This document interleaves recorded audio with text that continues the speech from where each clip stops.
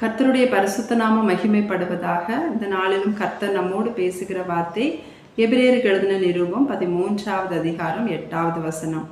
எபிரேயர் 13வது அதிகாரம் 8வது வசனம். இயேசு கிறிஸ்து நேற்றும் இன்றும் என்றும் மாறாதவராய் இருக்கிறார். பிரியமானவர்களே, நம்முடைய கர்த்தராகிய இயேசு கிறிஸ்து என்றும் மாறாத நிலையான தேவனாக இருக்கிறார். அவருடைய சுபாவங்கள் மாறாது, அவருடைய மகிமை மாறாது, அவருடைய உண்மை, அவருடைய நீதி, பரிசுத்தம் எதுலேயும் மாறாத தேவன். ஆனால் நம்முடைய வாழ்க்கையில் நம்ம பார்த்தோன்னா அநேக காரியங்கள் நமக்கு மாறிக்கொண்டே தான் இருக்கும். ஒரு நிலையற்ற வாழ்க்கையாக இருக்கும் இல்லையா? நம்முடைய சுபாவங்கள் வந்து வந்து போகும், இல்லை சில ஆசீர்வாதங்கள் வந்து வந்து போகும், சில உறவுகள் வந்து வந்து போவார்கள். இப்படி எல்லா காரியத்திலையும் ஒரு நிலையில்லாத ஒரு ஒரு ஒரு வாழ்க்கையாக நம்ம வாழ்ந்து கொண்டிருக்கிறோம். ஆனால் நம்முடைய தேவன், நமக்குள்ளே வாசமாக இருக்கிற தேவன் நிலையான தேவன், அவர் மாறாதவராக இருக்கிறார். அப்படிப்பட்ட தேவன் நமக்குள்ளால் வந்த உடனே ஆண்டவருடைய விருப்பம் நமக்குள்ளேயும் எப்போதும் ஒரு நிலையான ஒரு ராஜ்யத்தை, நிலையான ஒரு ஆளுகையை உண்டாக்க வேண்டும், கட்ட வேண்டும் என்று கர்த்தர் பிரியப்படுகிறார். ஏன்னா அவருடைய ஜனங்கள், அவரை தெய்வமாக கொண்ட ஜனங்கள் மிகுந்த நற்சீர் பெற்ற, ஆசீர்வாதம் பெற்ற ஜனமாக விளங்குவார்கள் என்று வசனம் சொல்லுகிறது. சங்கீதம் 144:12 முதல் 15 வரை உள்ள வசனங்களை நம்ம வாசிக்கும் போது, அப்பொழுது எங்கள் குமாரர் இளமையில் ஓங்கி வளர்கிற விருட்ச கன்றுகளைப் போலவும் எங்கள் குமாரத்திகள் சித்திரம் தீர்ந்த அரண்மனை மூலை கற்களைப் போலவும் இருப்பார்கள். எங்கள் களஞ்சியங்கள் சகலவித வஸ்துக்களையும் கொடுக்கத்தக்கதாய் நிரம்பி இருக்கும். எங்கள் கிராமங்களில் எங்கள் ஆடுகள் 1000-10,000 பலுகும். எங்கள் எருதுகள் பலத்தவைகளாயிருக்கும். சத்துரு உட்புகுதலும் குடியோடி போகுதலும் இராது. எங்கள் வீதிகளில் கூக்குரலும் உண்டாகாது.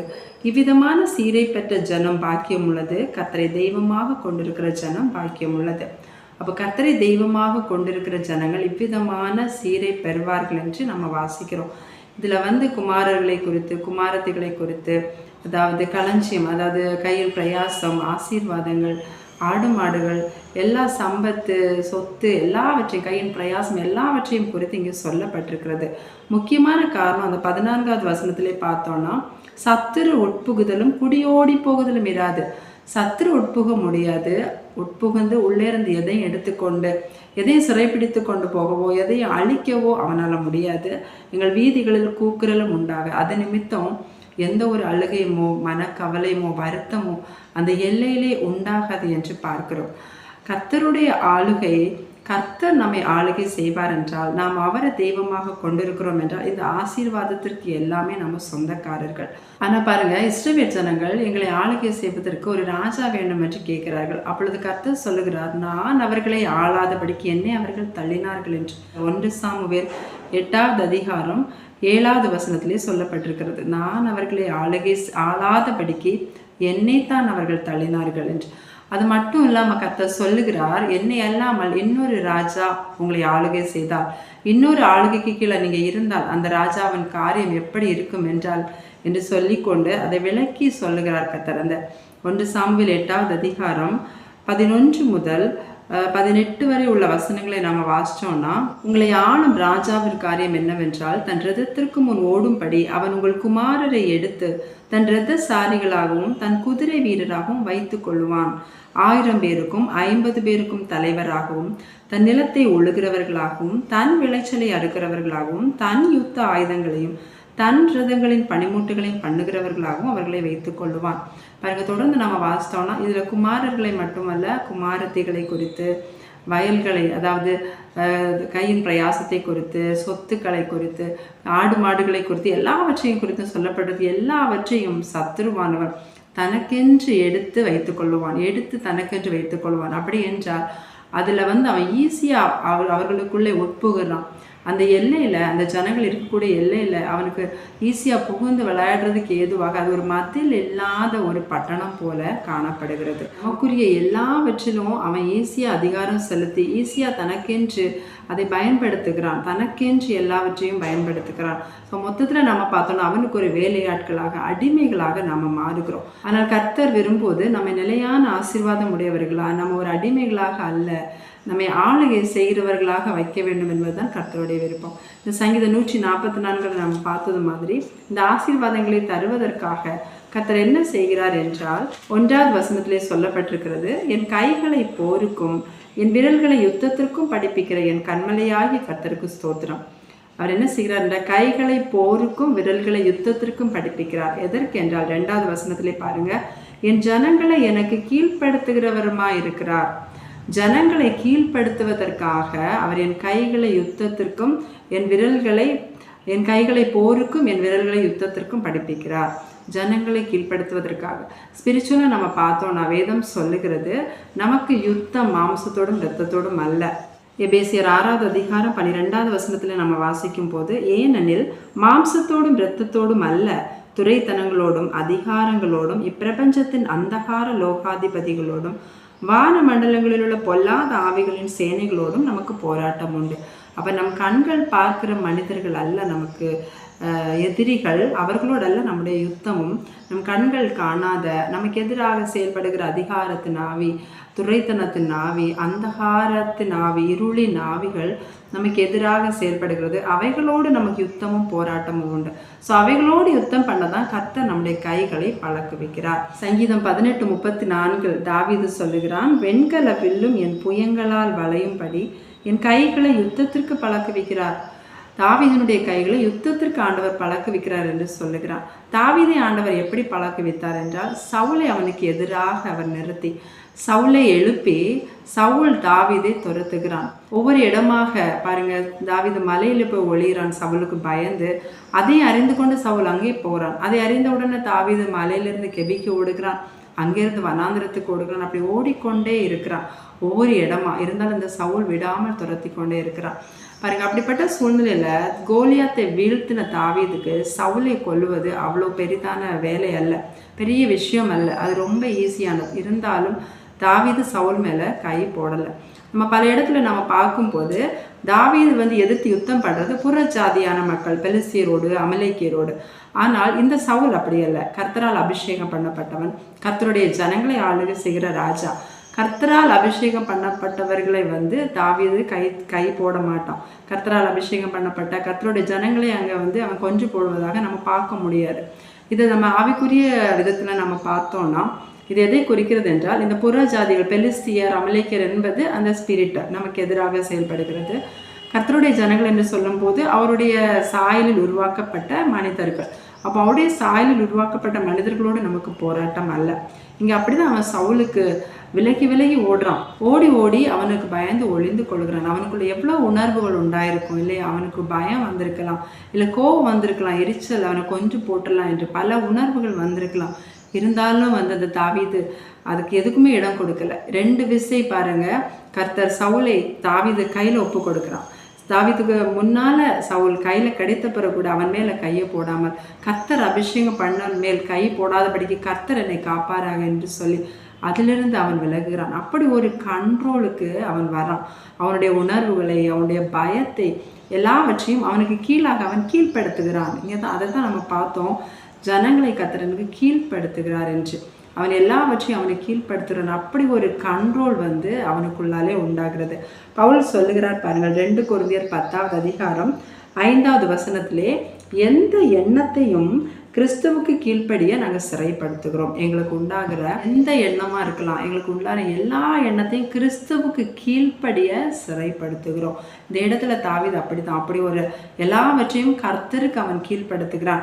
அதைத்தான் 144:2 சொல்றான், அவர் என் தயாபரரும் என் கோட்டையும் என் உயர்ந்த அடைக்கலமும் என்னை விடுவிக்கிறவரும் என் கேடகமும் நான் நம்பினவரும் என் ஜனங்களை எனக்கு கீழ்ப்படுத்துகிறவருமா இருக்கிறார். அவருக்கு, அவருடைய வசனத்துக்கு அவனுடைய எண்ணத்தை எல்லாம் கீழ்ப்படுத்துகிறார். அப்படி ஒரு கண்ட்ரோல் அவனுக்குள்ள வந்த பிறகுதான் கர்த்தர் அந்த சவுலை அவனுடைய அந்த வாழ்க்கையை விட்டு அழிக்கிறார். ஆண்டவர் நினைச்சிருந்தா முதலேயே சவுலை அழித்திருக்க முடியும் இல்லையா? ஏதாவது யுத்தத்தில் நிறுத்தி அவனை கொலை பண்ணியிருக்க முடியும். ஆனால் கர்த்தர் அப்படி செய்யவில்லை. ஏன்னா தாவீது சில காரியத்தை பழக வேண்டி இருக்கிறது. அதனால தான். ஸோ அதோட முடிவில் தாவீதுக்குள்ள அப்படி ஒரு காரியம், அதாவது அந்த கண்ட்ரோலிங் கெப்பாசிட்டி வந்த பிறகுதான் சவுலிடம் இருந்து அந்த ராஜ்யத்தை எடுத்து தாவீது கொடுக்கிறார். இந்த ராஜ்யம் தாவீதுக்கு வாக்கு பண்ணப்பட்டது தான், ஆனால் அது சவுலின் கையில் இருந்தது. தாவீதுக்குள்ள எப்போ இப்படி ஒரு மாற்றம் உண்டானதோ அதற்கு பிறகுதான் அந்த வாக்கு பண்ணப்பட்ட அந்த ராஜ்யம் அவனுக்குள்ள வருது. அது அதுக்கு பிறகு அவனுக்கு கிடைச்சாதான் அது அவனுக்குள்ள சேஃபா இருக்கும். ஏன்னா அந்த கண்ட்ரோல் உண்டாகுது இல்லையா தாவீதுக்குள்ள, அதுதான் கர்த்தர் அவனை சுற்றி எழுப்புகிற மதில். ஏன்னா வசனம் சொல்லுகிறது பாருங்க, நீதிமொழிகள் 25வது அதிகாரம் 28வது வசனத்திலே, தன் ஆவியை அடக்காத மனுஷன் மதில் இடிந்த பாழான பட்டணம் போல் இருக்கிறான். தன் ஆவியை அடக்காத மனுஷன் மதில் இடிந்த பாழான பட்டணம். மதில் இடிந்த பட்டணத்தில் சத்துரு நுழையிறது ரொம்ப ஈஸி, அவன் புகுந்து விளையாடுறது ரொம்ப ஈஸி. அப்போ இப்படி ஒரு மதில் நம்மை சுற்றி உண்டாகாமல் நம்மிடம் என்ன ஆசீர்வாதம் கொடுத்தாலும் அது நிலையாக இருக்காது. என்ன கொடுத்தாலும் அதை அவன் புகுந்து அவன் எல்லாவற்றையும் இல்லாமல் நாசம் பண்ணி போடுவான். ஆகவே தான் கர்த்தர் அவனை சுற்றி அந்த மதிலை உண்டாக்கி அதன் பின் அந்த ராஜ்யத்தை அவனிடம் கொடுக்கிறார். அது நிலையாக அவனிடத்தில் இருக்கிறது. அதே போல தான் பிரியமானவர்களை, நம்முடைய வாழ்க்கையிலும் கர்த்தர் இந்த தாவீதுக்கு சவுல் எதிரி மாதிரி நமக்கும் பல சூழ்நிலை ஆண்டவர் நம்முடைய வாழ்க்கையில உருவாக்குகிறார். எதற்காக என்றால் நம்மை சுற்றிலும் மதிலை எழுப்புவதற்காக. கோபம் வருகிறது, பொறாமை வருகிறது, பெருமை வருகிறது, பொருளாசை வருகிறது. இதெல்லாம் வரும்போது நாம் விலகி விலகி ஓடுகிறோமா? தாவீது ஓடுன மாதிரி இதெல்லாம் மேற்கொள்ள கர்த்தரிடத்தில் நம்ம பலத்தை கேட்குறோமா? எல்லா எண்ணத்தையும் கர்த்தருடைய வசனத்துக்கு நம்ம கீழ்ப்படுத்துகிறோமா? பாருங்க, இயேசு கிறிஸ்துவ கூட பிசாசு சோதிக்கும் போது லூக்கா எழுதின சுவிசேஷம் 4வது அதிகாரம் 5வது வசனத்திலே அவரை ஒரு இயேசு கிறிஸ்துவ உயர்ந்த மலைக்கு கொண்டு போய் பூமியில் உள்ள சகல ராஜ்யத்தையும் மகிமையும் அவருக்கு காண்பித்து, என்னை பணிந்து கொண்டால் இதெல்லாம் உம்முடையதாகும் என்று சொல்லுகிறார். அப்படி ஒரு எண்ணத்தை இயேசு கிறிஸ்துவுக்குள்ளாக அவன் கொண்டு வருகிறார். என்ன சொல்லுகிறான் என்றால், நீர் என்னை பணிந்து கொண்டால் இதெல்லாம் உம்முடையதாகும். இதுதான் இதில் உள்ள முக்கியமான ஒரு விஷயம். உலகத்தின் அதிபதி என்று சாத்தானை குறித்து சொல்லப்பட்டிருக்கிறது, எல்லாம் அவனிடம் ஒப்பு கொடுக்கப்பட்டிருக்கிறது என்று சொல்லி நம்ம பார்க்கிறோம்.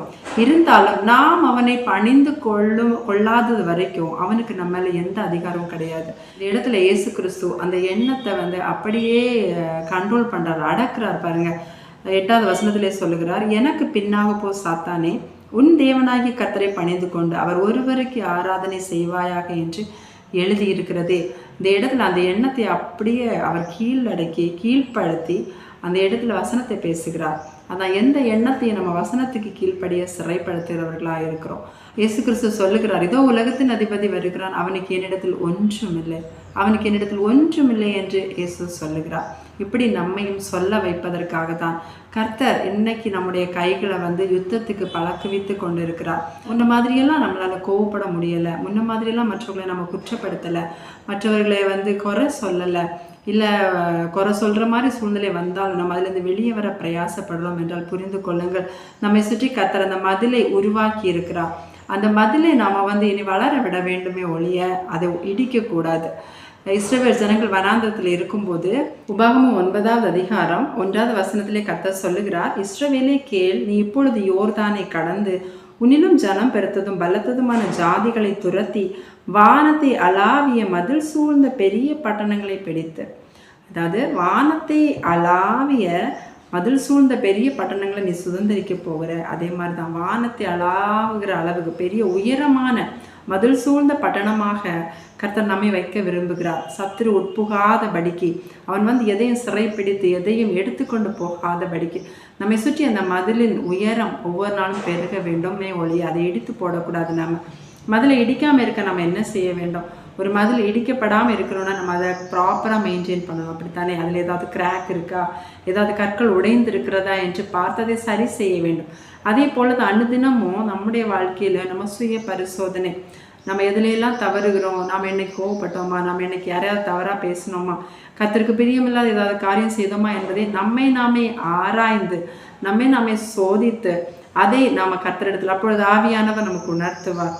அதை அவருக்கு அறிக்கை பண்ணி அவருடைய இரத்தத்தினால் கழுவப்பட்டு அனுதினமும் நாம் அதை அந்த மதிலை காத்து கொள்கிறவர்களாக இருக்கும் போது நிச்சயமாக நமக்குள்ளேயும் ஆண்டவர் உருவாக்குன, ஆண்டவர் கொடுக்கிற அந்த ஆசீர்வாதங்கள் நிலையாக தங்கும். பிரியமானவர்களே, இன்னைக்கு நம்முடைய சில ஆசீர்வாதங்கள் சத்துருக்களை இருக்கிறது மாதிரி நமக்கு தோணும். எப்போ நாம் அவனுடைய கிரியைகளை நமக்கு கீழடக்குறோமோ, நாம் எப்போ அவன் பயன்படுத்துகிற ஆயுதமாக இல்லாமல், அவனுடைய தூண்டுதலின்படி செய்கிறவர்களாக இல்லாமல், அவனுடைய எல்லா கிரியையும் நாம் நமக்கு கீழடக்கிறோமோ, கிறிஸ்துவுக்குள்ளாக கீழ்ப்படிய சிறைப்படுத்துகிறோமோ, எல்லா ஆசீர்வாதமும் தானாக நம்மை வந்து சேரும். ஏசாயா 26:13 சொல்லுகிறது, எங்கள் தேவனாகிய கர்த்தாவே, உம்மை அல்லாமல் வேறே ஆண்டவன்மார் எங்களை ஆண்டார்கள். இனி உம்மை மாத்திரம் சார்ந்து உம்முடைய நாமத்தை பிரஸ்தாபப்படுத்துவோம். உம்மை அல்லாமல் வேறே ஆண்டவன்மார் ஆண்டார்கள், இனி உம்மை மாத்திரம் சார்ந்து உம்முடைய நாமத்தை பிரஸ்தாபப்படுத்துவோம். நம்முடைய வாழ்க்கையும் நம்முடைய குடும்பமும் நம்மை சார்ந்திருக்கிறவர்கள் மத்தியிலும் கர்த்தருடைய நாமம் பிரஸ்தாபப்படுகிற ஒரு வாழ்க்கை நமக்கும் உண்டாகும். அந்த நிலையான ஆசீர்வாதம் நமக்குள்ளே உண்டாகும். கர்த்தர் தாமே இந்த வார்த்தை மூலமாக நம்ம ஒவ்வொருவரையும் ஆசீர்வதிப்பாராக. ஆமேன். ஜெபிக்கலாம். எங்களை அதிகமாக நேசிக்கிற எங்கள் பரலோக பிதாவே, அப்பா, இந்த நல்ல நேரத்திற்காக உம்மை துதிக்கிறோம் ஆண்டவரே. கடந்த நாட்கள் முழுவதும் அப்பா, உங்கள் கிருபையினாலும் இரக்கத்தினாலும் எங்களை கரம் பிடித்து நடத்தி வந்த உங்களுடைய தயவுக்காக, உங்கள் அன்புக்காக உமக்கு நன்றி செலுத்துகிறோம் அப்பா. இந்த வார்த்தைக்காக உண்மை நன்றியோடு துதிக்கிறோம், ஸ்தோத்திரிக்கிறோம் ராஜா. எங்களோடு பேசின ஒவ்வொரு காரியங்களுக்காக நன்றி தகப்பனே. ஏசப்பா, நீ நேற்றும் இன்றும் என்றும் மாறாதவரா எங்கள் வாழ்க்கையில் இருக்கீங்க தகப்பனே. எங்களுக்குள்ள ஒரு நிலையான ராஜ்யத்தை, ஆளுகையை உண்டாக்கி அப்பா, அதன் மூலமாக ஒரு நிலையான ஆசீர்வாதங்களை நாங்கள் பெற்றுக்கொள்ளும்படி நீங்கள் எங்களை நடத்துகிற ஒவ்வொரு பாதைக்காக உமக்கு நன்றி தகப்பனே. எங்கள் கைகளை யுத்தத்துக்கு பழக்க வைக்கிற தேவனே அப்பா, நாங்கள் எதையெல்லாம் எங்களுக்கு கீழடக்க வேண்டும் என்று நீங்கள் சுத்தமாக இருக்கிறீங்களோ அவர்களை எல்லாவற்றையும் எங்களுக்கு கீழடக்கி அப்பா, ஒரு மதில் சூழ்ந்த பட்டணமாக உங்களுடைய நாமத்தை பிரஸ்தாபப்படுத்துகிறவர்களாக எங்களுடைய காரியங்களானாலும் சரி, எங்கள் பிள்ளைகளுடைய காரியங்களானாலும் சரி, எங்களுடைய கையின் பிரயாசங்கள், எங்களை சார்ந்திருக்கிற எந்த ஒரு காரியமானாலும் எல்லாவற்றின் மூலமாக உம்முடைய நாமத்தை மகிமைப்படுத்தணும்ப்பா, உங்களுடைய நாமத்தை பிரஸ்தாபப்படுத்தணும்.